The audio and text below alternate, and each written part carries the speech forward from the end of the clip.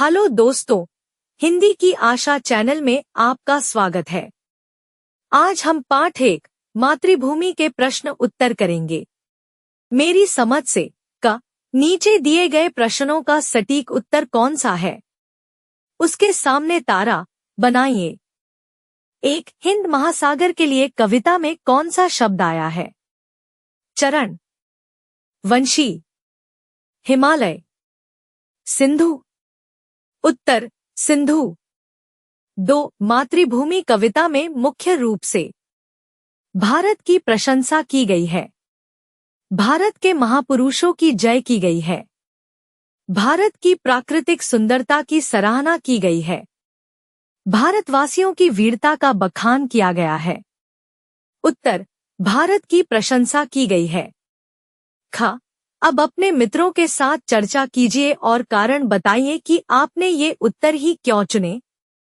1. सिंधु शब्द सागर का पर्यायवाची है। कविता में सिंधु के बारे में बताया गया है कि वह सिंधु नित्य भारत माता के चरणों में झूमता है।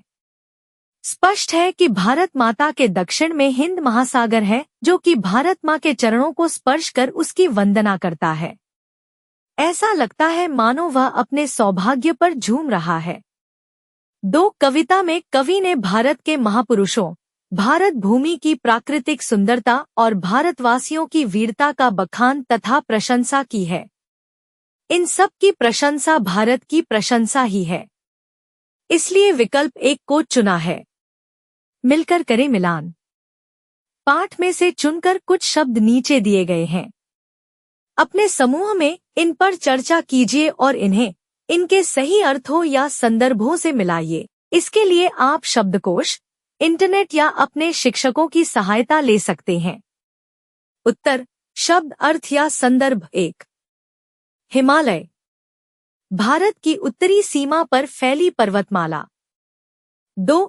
त्रिवेणी, 3 नदियों की मिली हुई धारा, संगम। 3. मलय पवन, दक्षिणी भारत के मलय पर्वत से चलने वाली।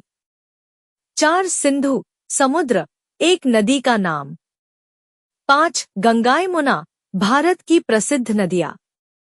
6. रघुपति, श्री रामचंद्र का एक नाम, दशरथ के पुत्र। 7. श्री कृष्ण, वसुदेव के पुत्र वासुदेव। 8. सीता, जनक की पुत्री जानकी। 9. गीता, एक प्रसिद्ध और प्राचीन ग्रंथ श्रीमद् भगवद गीता। इसमें वे प्रश्नोत्तर और संवाद है जो महाभारत में श्री कृष्ण और अर्जुन के बीच हुए थे। 10. गौतम बुद्ध, एक प्रसिद्ध महापुरुष, बौद्ध धर्म के प्रवर्तक। पंक्तियों पर चर्चा। कविता में से चुनकर कुछ पंक्तियां नीचे दी गई हैं। इन्हें ध्यान से पढ़िए और इन पर विचार कीजिए। आपको इनका क्या अर्थ समझ में आया? अपने विचार कक्षा में अपने समूह में साझा कीजिए और अपनी लेखन पुस्तिका में लिखिए।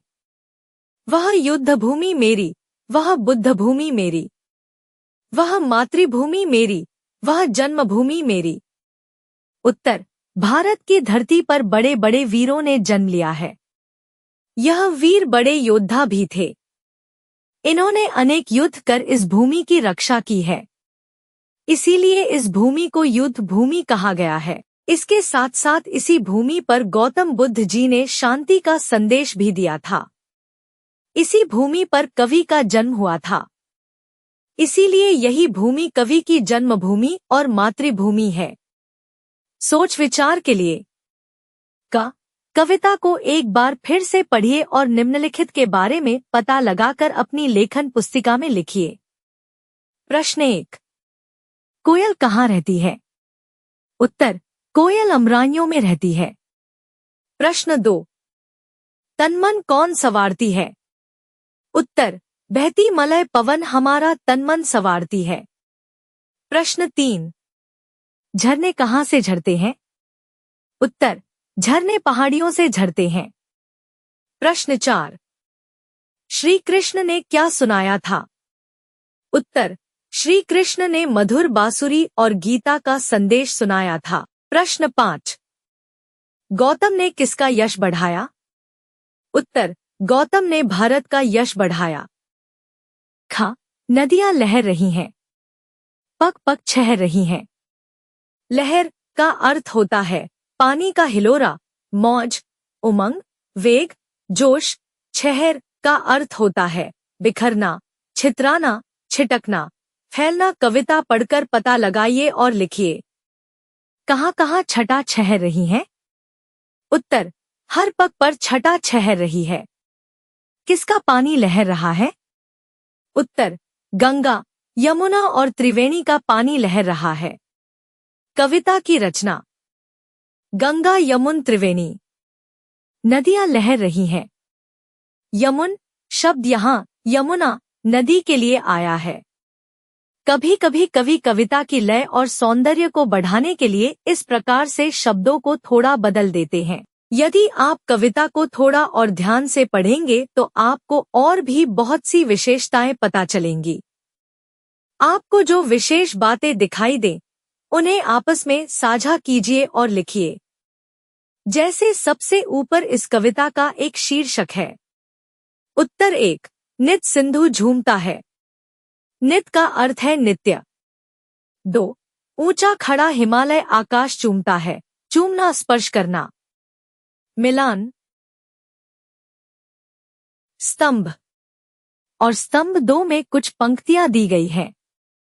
मिलते जुलते भाव वाली पंक्तियों को रेखा खींचकर जोड़िए। उत्तर, स्तंभ 1, स्तंभ 2। 1, वह जन्मभूमि मेरी, वह मातृभूमि मेरी।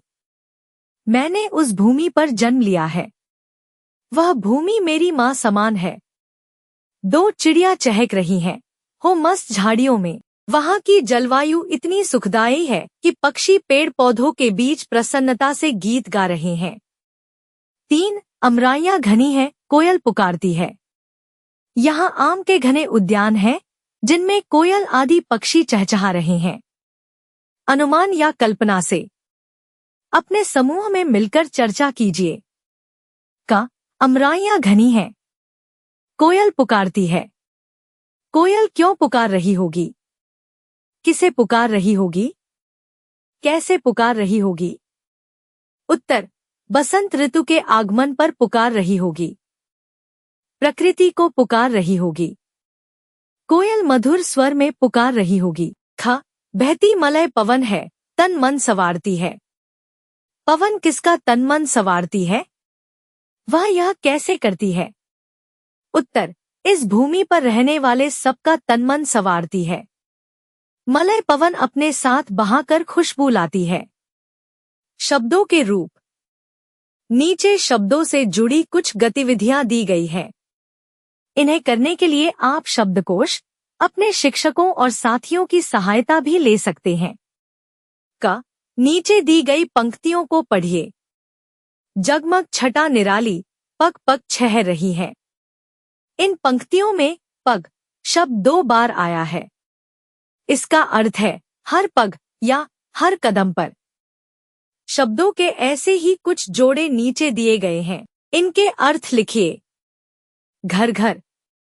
उत्तर, प्रत्येक घर, बाल बाल। उत्तर, हर बालक, एक एक बाल, सिर के बाल, सांस सांस। उत्तर, हर सांस, देश देश। उत्तर, प्रत्येक देश में, पर्वत पर्वत। उत्तर, हर पर्वत। थ, वह युद्ध भूमि मेरी, वह बुद्ध भूमि मेरी। कविता में भूमि शब्द में अलग अलग शब्द जोड़कर नए नए शब्द बनाए गए हैं। आप भी नए शब्द बनाइए और उनके अर्थ पता कीजिए। संकेत, तप, देव, भारत, जन्म, कर्म, कर्तव्य, मरु, मलय, मल्ल, यज्ञ, रंग, रण, सिद्धादि। तपोभूमि ऐसी भूमि जहां पर तप किया जा सकता है। देवभूमि जिस भूमि पर देवताओं का वास होता है। भारत भूमि भारत देश की भूमि। जन्मभूमि जहां पर जन्म होता है। कर्मभूमि जहां अपना कार्य पूरा करते हैं। कर्तव्य भूमि जिस भूमि पर अपना कर्तव्य पूरा किया जाता है। मरुभूमि, मल्य भूमि, मल्ल भूमि, यज्ञ भूमि, रंग भूमि, रणभूमि, सिद्ध भूमि। थोड़ा भिन्न, थोड़ा समान। नीचे दी गई पंक्तियों को पढ़िए। जग को दया सिखाई, जग को दिया दिखाया। दया और दिया में केवल एक मात्रा का अंतर है, लेकिन इस एक मात्रा के कारण शब्द का अर्थ पूरी तरह बदल गया है। आप भी अपने समूह में मिलकर ऐसे शब्दों की सूची बनाइए जिनमें केवल एक मात्रा का अंतर हो, जैसे घड़ा घड़ी। उत्तर: चांद चांदी, घट घाट, मेला मैला, दान दिन, वरवार, मन मान। पाठ से आगे। आपकी बात का इस कविता में भारत का सुंदर वर्णन किया गया है। आप भारत के किस स्थान पर रहते हैं? वह स्थान आपको कैसा लगता है? उस स्थान की विशेषताएं बताइए। संकेत: प्रकृति, खानपान, जलवायु, प्रसिद्ध स्थान आदि। उत्तर: मैं भारत के राजस्थान राज्य में रहता हूँ। यहाँ की मरुस्थलीय सुंदरता और रेत के टीलों की अद्भुत छटा देखते ही बनती है। यहाँ का खानपान मुख्यतः दाल बाटी चूरमा और गट्टे की सब्जी है। राजस्थान का जलवायु गर्मी में बहुत तप्त और सर्दियों में ठंडी रहती है। यहाँ का सबसे प्रसिद्ध स्थान जयपुर का हवा महल और जैसलमेर का सोनार किला है। अपने परिवार के किसी सदस्य या मित्र के बारे में लिखिए।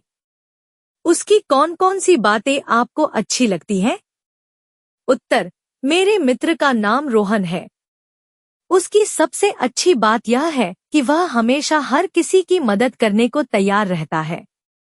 वह पढ़ाई में बहुत होशियार है और हर मुश्किल विषय को आसानी से समझा लेता है। वंशी से श्री कृष्णा ने सुनाई। वंशी पुनीत गीता। वंशी बांसुरी को कहते हैं।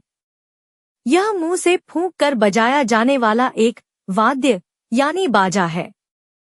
नीचे फूंक कर बजाए जाने वाले कुछ वाद्यों के चित्र दिए गए हैं। इनके नाम शब्दजाल से खोजिए और सही चित्र के नीचे लिखिए।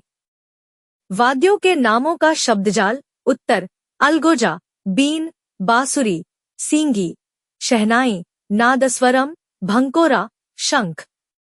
आज की पहेली। आज हम आपके लिए एक अनोखी पहेली लाए हैं। नीचे कुछ अक्षर दिए गए हैं। आप इन्हें मिलाकर कोई सार्थक शब्द बनाइए। अक्षरों को आगे पीछे किया जा सकता है, यानी उनका क्रम बदला जा सकता है। आप अपने मन से किसी भी अक्षर के साथ कोई मात्रा भी लगा सकते हैं। पहला शब्द हमने आपके लिए पहले ही बना दिया है। उत्तर: 1.